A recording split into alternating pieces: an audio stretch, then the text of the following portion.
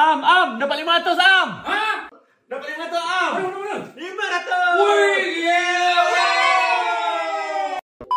Saya rasa happy sangat sebab dapat beli baju raya. Dengan duit bantuan tu bolehlah bagi parents duit raya juga. Saya harap bantuan ni akan diteruskan untuk mempermudahkan raya. Alhamdulillah, kami bergembira, sangat-sangat bergembira atas pemberian bonus daripada PMX kepada kalangan awam. Terima kasih PMX. Kita boleh beli macam-macam keperluan anak-anak. Sebab warna dia.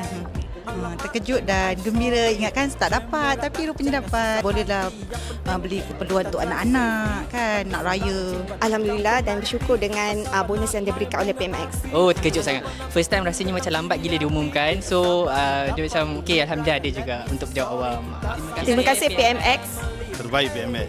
Terima kasih PMX. Perjalanan hatiku tetap penuh keriangan, bawa perlahan.